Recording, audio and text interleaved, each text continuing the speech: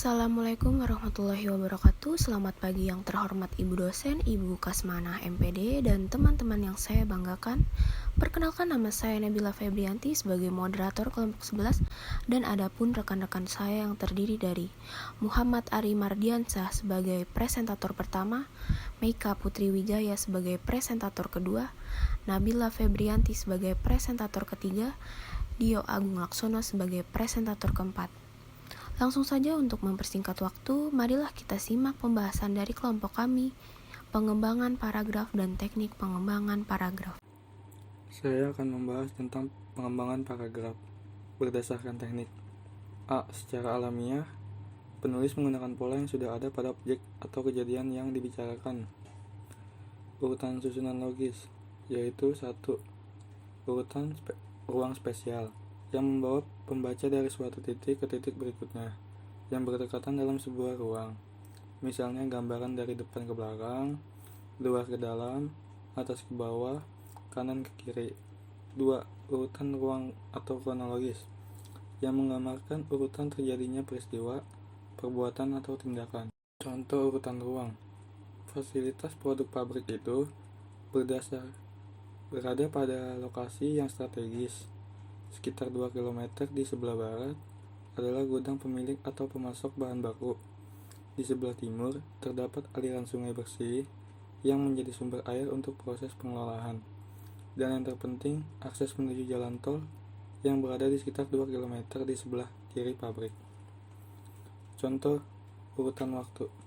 Seluruh aktivitas penelitian akan diselesaikan dalam tahun 2012. Tahap penyusunan rencana penelitian akan selesai pada akhir bulan Januari. Tahap pengumpulan data dari sampel membutuhkan waktu 3 bulan dan akan selesai pada pertengahan bulan April. Tahap analisa data membutuhkan waktu 5 bulan. Tahap ini akan selesai pada bulan Oktober. Tanpa akhir penelitian adalah penulisan laporan. Klimak dan anti klimak. Pikiran utama diperinci dengan sebuah gagasan bahwa yang paling rendah kedudukannya kemudian berangsung dengan gagasan lain hingga ke gagasan yang paling tinggi kedudukannya atau kepentingannya. Variasi dari klimak ialah anti klimak. Penulis memulai dari gagasan yang paling tinggi kedudukannya, kemudian perlahan menurun melalui gagasan-gagasan yang lebih rendah. Contoh paragraf klimak. Ada beberapa tahap pendidikan yang harus dilalui oleh para pelajar Indonesia. Tahap pertama yang harus dilewati adalah taman kanak-kanak atau TK. Pada tingkat ini, mereka belajar banyak hal yang sederhana seperti membaca dan menulis selama 1 tahun. Setelah itu, mereka memasuki tahap sekolah dasar atau SD selama 6 tahun. Di tahap ini, mereka memulai mempelajari, membaca, dan menghitung yang lebih rumit seperti perkalian dan pembagian. Contoh paragraf anti klimak. Hari kemerdekaan Indonesia dirayakan di seluruh Indonesia. Di kota-kota besar, orang-orang merayakan dengan hal-hal yang sangat mewah dan meriah. Mereka biasa mengadakan pertunjukan musik, pertunjukan kembang api, dan peralatan akbar lainnya. Sedangkan di daerah-daerah kecil tidak suka meriah. Teknik pengembangan paragraf menggunakan teknik umum khusus. Cara ini paling banyak digunakan dalam pengembangan paragraf, baik dari umum ke khusus atau deduktif maupun dari khusus ke umum atau induktif. Dalam bentuk umum ke khusus, pikiran utama diletakkan pada awal paragraf yang diikuti oleh penjelasan, rincian, contoh-contoh, atau bukti-bukti yang mendukung. Kemudian, kalau dari khusus ke umum atau induktif dimulai perincian-perincian dan diakhiri dengan kalimat utama. Seperti contohnya, karya ilmiah pada umumnya berbentuk deduktif, yang artinya dari umum ke khusus. Kita bisa perhatikan contoh dari bentuk pengembangan umum ke khusus. Salah satu kedudukan bahasa Indonesia adalah sebagai bahasa nasional. Perhatikan ya, kedudukan ini dimiliki sejak dicetuskannya Sumpah Pemuda pada tanggal 28 Oktober 1928. Kedudukan ini dimungkinkan oleh kenyataan bahwa bahasa Melayu yang mendasari bahasa Indonesia telah menjadi lingua franca selama berabad-abad di seluruh tanah air kita. Hal ini ditunjang lagi oleh faktor tidak terjadinya persaingan bahasa. Maksudnya persaingan bahasa daerah yang satu dengan bahasa daerah yang lain untuk mencapai kedudukannya bahasa nasional. Bisa kita lihat di sini kalimat utamanya adalah salah satu kedudukan bahasa Indonesia adalah sebagai bahasa nasional. Kedudukan bahasa Indonesia adalah sebagai bahasa nasional. Diikuti oleh contoh-contoh penjelasan atau bukti-bukti bahwa kedudukannya ini dicetuskannya pada saat Sumpah Pemuda, yang kemudian dari bahasa Melayu yang mendasari sebagai bahasa Indonesia, dan tidak terjadinya persaingan antar bahasa daerah yang satu dengan daerah yang lain. Itu adalah perincian-perincian sebagai contoh penjelasan mengapa bahasa Indonesia sebagai bahasa nasional, seperti itu. Kemudian ada pengembangan bahasa berdasarkan isi. Yang pertama ada perbandingan dan pertentangan. Di dalam isi paragrafnya itu ada perbandingan dan pertentangan. Untuk menambah kejelasan sebuah paparan, kadang-kadang penulis berusaha membandingkan atau mempertentangkan. Penulis menunjukkan persamaan dan perbedaan antara dua hal tersebut. Yang dapat dibandingkan adalah dua hal yang tingkatannya sama dan kedua hal itu mempunyai persamaan dan perbedaan. Misalnya apa? Tentang dua wanita Inggris yang memegang kekuasaan dewasa, yaitu Margaret Thatcher dan Ratu Elizabeth. Atau antara kedua pemain bulu tangkis terkenal, Rudy Hartono dan Liam Swickeng, atau perbandingan antara jurusan Bahasa Inggris FPBS IKIP Jakarta dengan jurusan Bahasa Inggris Fakultas Sastra Indonesia. Mudah ya, untuk perbandingan pertentangan pasti ada dua hal yang dibandingkan di dalam isi paragraf tersebut. Kemudian yang kedua ada analogi. Analogi adalah Analogi adalah suatu perbandingan yang mencoba membuat suatu gagasan terlihat benar dengan cara membandingkannya dengan gagasan lain yang mempunyai hubungan dengan gagasan yang pertama. Berbicara mengenai analogi adalah berbicara tentang dua hal yang berlainan. Analogi berbicara tentang dua hal yang berlainan. Dua hal yang berlainan tersebut dibandingkan. Jika dalam perbandingan itu hanya diperhatikan persamaannya saja, tanpa melihat perbedaannya, maka timbullah analogi, yaitu persamaan di antara dua hal yang berbeda. Jadi kita di sini di analogi ini bukan yang beda seperti yang pertama itu kan perbedaannya. Kalau ini tentang persamaannya, dua hal yang berbeda kita cari persamaannya seperti itu. Analogi digunakan untuk membandingkan sesuatu yang sudah dikenal umum dengan yang tidak atau kurang dikenal umum. Gunanya untuk apa? Ya untuk menjelaskan hal yang kurang dikenal.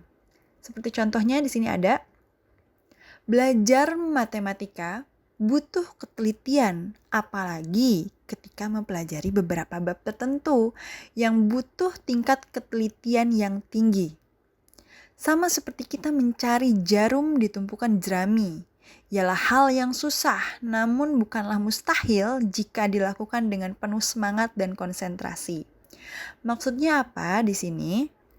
Persamaan di sini adalah mempelajari beberapa bab tentang belajar matematika ya. Dan mencari jarum di tumpukan jerami itu memang susah. Belajar matematika pun susah ya dalam beberapa bab tertentu gitu yang memang kita perlu ketelitian. Namun keduanya bukan suatu hal yang mustahil jika kita melakukan itu dengan penuh semangat, konsentrasi, telaten, teliti, seperti itu. Itulah dua perbedaan belajar matematika dengan mencari jarum di tumpukan jerami. Itu kan dua konteks yang berbeda, namun kita cari persamaannya adalah dua hal itu bukan suatu hal yang mustahil. Itu bisa kita lakukan jika kita melakukannya dengan penuh semangat dan konsentrasi. Selanjutnya akan dijelaskan oleh rekan saya. Sekian dan terima kasih. Baik, saya Nabila Febrianti. Di sini saya akan menjelaskan generalisasi, sebab akibat, dan definisi luas. Yang pertama ada generalisasi. Sebuah generalisasi yang terlalu umum sifatnya agar dapat memberikan penjelasan kepada pembaca. Kadang-kadang memerlukan contoh-contoh yang konkret. Contohnya, pada ujian matematika yang diadakan di kelas 9 IPA 2, hampir semua siswa mendapatkan nilai rata-rata di atas 8. Hanya terdapat 2 siswa yang mendapatkan nilai 7,5 dan seorang siswa yang mendapatkan nilai 7. Namun, ada juga cukup banyak siswa yang mendapatkan nilai 10, sehingga bisa dikatakan bahwa siswa kelas 9 IPA 2 rata-rata mempunyai kemampuan yang baik dalam mata pelajaran matematika. Nah, dari contoh tersebut itu sudah jelas dong. Pada ujian matematika yang diadakan di kelas 9 IPA 2, sudah jelas dia ujian bertempatkan di kelas IPA 2. Hampir semua siswa mendapatkan nilai rata-rata di atas 8, hanya terdapat 2 siswa yang mendapatkan nilai 7,5 dan seorang siswa yang mendapatkan nilai 7, namun ada juga cukup banyak siswa yang mendapatkan nilai 10. Ini sudah jelas bahwa masing-masing siswa sudah mempunyai nilainya masing-masing. Dan bisa dikategorikan kelas IPA 2 itu mempunyai kemampuan yang baik dalam mata pelajaran matematika.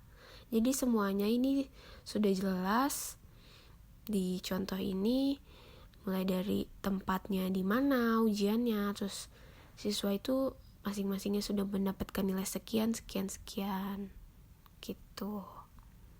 Yang kedua ada sebab akibat. Hubungan kalimat dalam sebuah paragraf dapat berbentuk sebab akibat. Sebab berfungsi sebagai pikiran utama dan akibat sebagai pikiran penjelas, dan juga sebaliknya. Akibat sebagai pikiran utama, dan untuk memahami akibat ini dikemukakan sejumlah penyebab sebagai perinciannya. Contohnya, Jalan Kebonjati akhir-akhir ini kembali macet, semrawut. Lebih dari separuh jalan kendaraan kembali tersita oleh kegiatan pedagang kaki lima. Untuk mengatasinya, pemerintah akan memasang pagar pemisah antara jalan kendaraan dengan trotoar. Pagar ini juga berfungsi sebagai batas pemasangan tenda pedagang kaki lima tempat mereka diizinkan berdagang. Pemasangan pagar ini terpaksa dilakukan mengingat pelanggaran pedagang kaki lima di lokasi itu sudah sangat keterlaluan, sehingga menimbulkan kemacetan lalu lintas. Sudah jelas sebabnya itu karena pedagang kaki lima di lokasi tersebut sudah sangat keterlaluan. Akibatnya ya mengakibatkan Jalan Kebonjati itu mengalami kemacetan. Jadi, pemerintah akan memasang pagar pemisah antar jalan kendaraan dan trotoar. Itu berfungsi untuk pemasangan tenda pedagang kaki lima tempat mereka diizinkan pedagang. Yang ketiga ada definisi luas. Untuk memberikan batasan tentang sesuatu, kadang-kadang penulis terpaksa menguraikan dengan beberapa kalimat, bahkan beberapa alinea. Contohnya, pengajaran mengarang sebagai kegiatan terpadu biasanya ditunda sampai siswa agar mampu menggunakan bahasa lisan, seperti dalam pelajaran membaca. Pada tahap awal, latihan mengarang itu biasanya digunakan untuk memperkuat kemampuan dasar seperti ejaan, punktuasi, kosakata, kalimat, dan lain-lain. Kemudian, kemampuan mengarang dijadikan tujuan pelajaran tersendiri. Yakini pengajaran mengarang jadi mengarang adalah suatu kemampuan yang kompleks yang menggabungkan sejumlah unsur kemampuan yang berlainan. Baik, di sini saya akan menjelaskan teknik pengembangan paragraf. Teknik pengembangan paragraf pada dasarnya ada dua macam. Pertama, dengan menggunakan ilustrasi. Apa yang dikatakan kalimat topik itu dilukiskan dan digambarkan dengan kalimat-kalimat penjelasan. Yang kedua, dengan analisis. Apa yang dinyatakan kalimat topik dianalisis secara logis sehingga pernyataan tadi merupakan suatu yang meyakinkan. Contoh, di dalam praktiknya, kedua teknik di atas dapat terperinci menjadi beberapa cara yang lebih praktis. Contoh, dengan menampilkan fakta-fakta, dengan memberikan alasan-alasan, dan dengan bercerita adapun penjabarannya, yaitu 1. Dengan memberikan contoh. Dalam menggunakan cara ini, penulisan hendaknya memilih contoh-contoh yang umum. Contoh yang representatif artinya dapat mewakili keadaan yang sebenarnya. Perhatikan paragraf berikut. Kegiatan KUD di desa-desa yang belum dewasa sudah dicampuri oleh tengkulak-tengkulak. Kadang-kadang bukan lagi memantau lagi namanya, tetapi langsung ikut serta menentukan harga gabah penduduk yang akan dijual di koperasi. Kedua, dengan menampilkan fakta-fakta. Perhatikan contoh berikut. Mahasiswa jurusan MIPA Unindra, termaksud mahasiswa yang rajin bekerja. Kegemaran mereka melakukan penelitian terlihat dengan jelas. Setiap hari Senin, mahasiswa wanita mengumpulkan dan membuat materi di kelas.